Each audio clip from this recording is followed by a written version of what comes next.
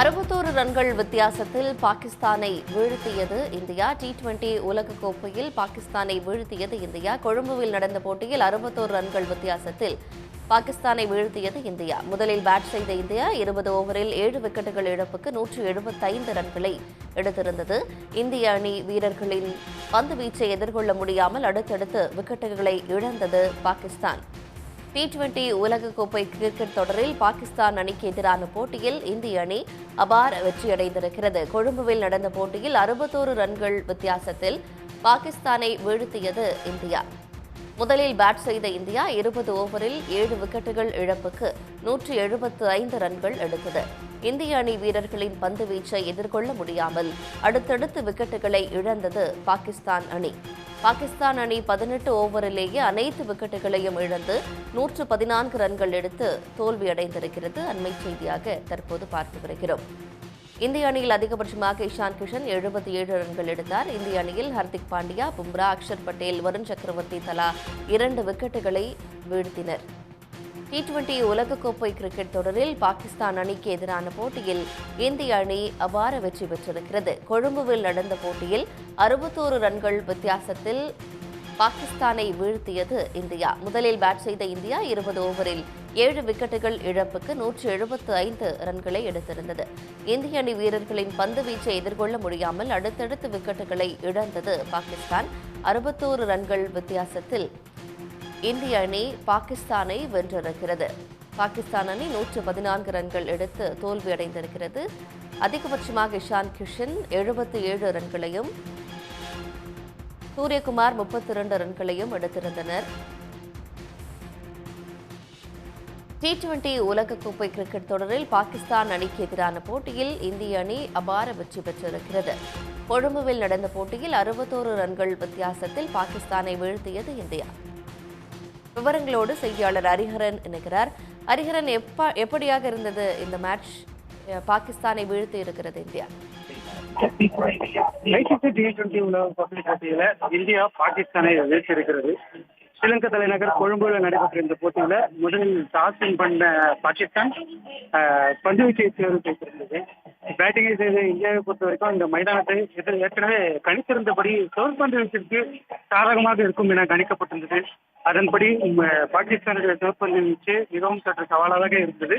இருந்தாலும் இந்திய அணியின் துவக்க ஆட்டக்காரர் இஷான் கிஷன் அடித்த 77 ரன்கள் இந்திய அணியின் வெற்றிக்கு மிக முக்கியமாக பார்க்கப்படுகின்றது. அதனைத் தொடர்ந்து திலக் வர்மா 25 ரன்களும், சூரியகுமார் யாதவ் 32 ரன்களும், சிவம் துபே 27 ரன்களையும் எடுத்து ஒட்டுமொத்தமாக இந்திய அணி 175 ரன்களை எடுத்திருந்தது. 176 ரன்கள் எடுத்தால் வெற்றி என்ற இலக்கோடு ஆடிய பாகிஸ்தான் அணி இந்திய அணியின் வேகப்பந்து வீச்சாளர்களே துவக்கத்திலே கட்டுப்படுத்தினர்.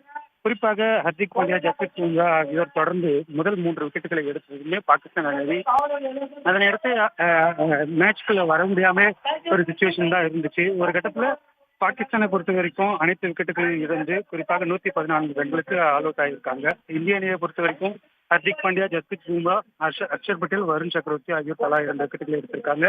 எதிர்பார்த்திருந்தது போலயே இந்த போட்டியை பொறுத்த வரைக்கும் ஏற்கனவே எல்லாருமே எதிர்பார்த்திருந்தாங்க. கண்டிப்பா பாகிஸ்தானை பீட் பண்ணி இந்தியா தான் வின் பண்ணுது. அதே போன்ற ஒரு வெற்றியை தான் இந்தியா பெற்றிருக்கிறது.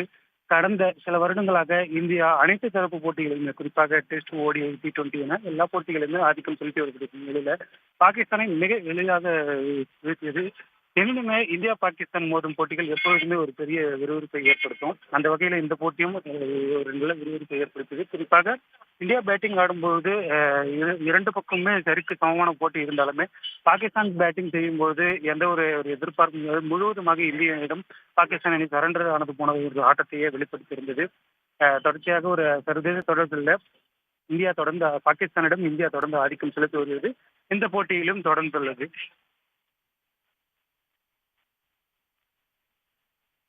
ஹரிஹரன், இப்போ சூப்பர் 8 சுற்றுக்குள்ள இந்தியா நுழைஞ்சிடுச்சா? இப்போ வீரர்களின் ஆட்டம் எவ்வாறாக இருந்தது?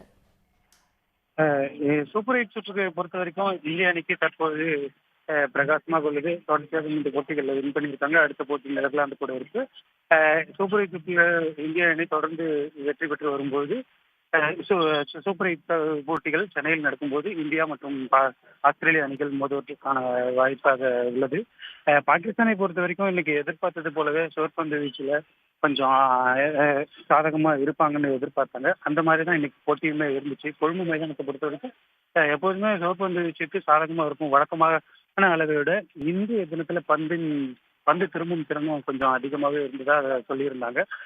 அந்த அடிப்படையில் தான் சுழற்பந்து வீச்சுக்கு இந்த போட்டி ரொம்ப எதிர்பார்த்த போலவே இருந்தது. குறிப்பாக பாகிஸ்தானை பொறுத்த வரைக்கும் 2 பேர் மட்டுமே வேகப்பந்து வீச்சாளர்களை பயன்படுத்தியிருந்தனர். குறிப்பாக மீதமுள்ள 18 ஓவர்களையுமே சுழற்பந்து வீச்சுக்கே கொடுத்திருந்தனர்.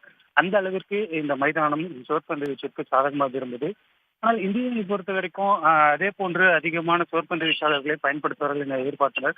முதல் 4 ஓவர், அதாவது இந்திய அணியின் பவர் பிளேயின் போது முதல் 4 ஓவர்களில் முழுவதுமாகவே வேகப்பந்து வீச்சாளர்களை பயன்படுத்தினர். அதனைத் தொடர்ந்து தான் சுழற்பந்து வீச்சாளர்களை பயன்படுத்தினர்.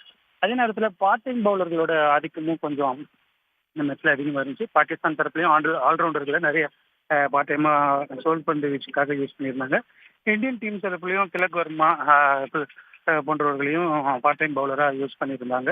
குறிப்பாக இந்த மேட்சை பொறுத்த வரைக்கும் எதிர்பார்த்தது போலவே பந்து வீச்சுக்கு சாதகமாக இருக்கும் என எதிர்பார்க்கப்பட்டிருந்தாலுமே இந்திய அணி பேட்டிங்கின் போது இந்திய அணி துவக்க ஆட்டக்காரர் இஷான் கிஷன் அடித்த 77 ரன்கள் மிக முக்கியமானதாக பார்க்கப்படுகின்றது. ஏனென்றால் இந்த போட்டியை பொறுத்த வரைக்கும் கடினமான பந்து வீச்சை எதிர்த்து சிறப்பாக விளையாடினால் இந்த வெற்றிக்கு இஷான் கிஷன் முக்கிய காரணமாக இருக்கிறார். இந்திய அணிக்கு அடுத்த சுற்றுக்கான முன்னேறுவதற்கான வாய்ப்பும் பிரகாசமாகி இருக்கு. ஹரிஹரன், இப்போ பாகிஸ்தான் அணி எத்தனை ரன்கள் எடுத்தது? நிறைய விக்கெட்டுகளையும் அவங்க இழந்திருக்காங்க. அவர்களின் ஆட்டம் எவ்வாறாக இருந்துச்சு? பாகிஸ்தானை பொறுத்த வரைக்கும் ஒட்டுமொத்தமாக 114 ரன்களுக்கு அனைத்து விக்கெட்டுகளையும் இழந்திருக்காங்க. இந்திய அணியின் பந்து வீச்சால் முழுவதுமாக அவர்களை கட்டுப்படுத்தி இருக்காங்க. இந்த வெற்றி இந்தியாவிற்கு ரொம்ப முக்கியமானதாக பார்க்கப்படுகின்றது. அடுத்த சுற்றுக்கு முன்னேறுவதாக இருக்கட்டும், இரு நாடுகளுக்கு இருக்கக்கூடிய அரசியல் பிரச்சனைகள் காரணமாக, பல்வேறு பிரச்சனைகள் காரணமாக ஒவ்வொரு போட்டியிலுமே இந்தியா வெற்றி பெற வேண்டும் என்ற ஒரு முனைப்போடு கோடிக்கணக்கான ரசிகர்களின் எதிர்பார்ப்புக்கிடையே இந்திய அணி மோதும் என்ற காரணமாக இந்த போட்டி இந்தியாவுக்கு மிக முக்கியமானதாக பார்க்கப்படுகின்றது. கடந்த ஆசிய கோப்பை தொடரிலுமே இரு அணி வீரர்களுமே போட்டி தொடங்குவதற்கு முன்பதாக டாஸ் போடும்போதும் போட்டி முடிந்த பிறகு மரியாதை நிமித்தமாக கைக்குலுக்குவது என்ற ஒரு நடைமுறை ஸ்போர்ட்ஸ்மேன்ஷிப்ல இருக்கும். ஆனா அந்த நடைமுறை தற்பொழுதும் தொடர்கின்றது. இன்றைய தினமும் போட்டி முடிந்த பிறகு இரு அணி வீரர்களும் கைக்குலுக்கு கொள்ளாமல் மைதானத்தை விட்டு வெளியேறுகின்ற காட்சியை நம்மால் பார்க்க முடிகின்றது. இது ஒரு பக்கம் விமர்சனமாக இருந்தாலும் ஒரு பக்கம் இந்தியாவிலிருந்து ஆதரவு கருத்துக்களும் எழுகின்றது.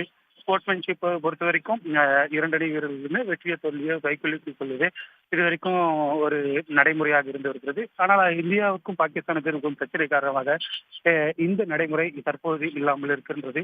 இன்றைய போட்டியிலும் அதே நடைமுறையை தொடர்ந்தது. இப்படி இருக்கக்கூடிய சூழலில் தான் இந்தியா பாகிஸ்தானை வீழ்த்திருப்பதால் இந்த வெற்றி இந்திய கிரிக்கெட் அணிக்கு மட்டுமல்லாமல் இந்தியாவில் இருக்கக்கூடிய கோடிக்கணக்கான ரசிகர்களுக்கு மிக முக்கியமானதாக பார்க்கப்படுகின்றது. குறிப்பாக நாடு முழுவதும் தற்பொழுது இந்திய ரசிகர்கள் வெற்றி கொண்டாட்டத்தில் ஈடுபட்டு வருவதால சென்னையை பொறுத்த வரைக்கும் சென்னை மாநகராட்சி தரப்புல சென்னை மெரினா கடற்கரையில இந்த போட்டியை நேரடியாக காண்பதற்காக பிரம்மாண்ட எல்இடி திரையரங்கு 2 இடத்துல வைக்கப்பட்டுள்ளது.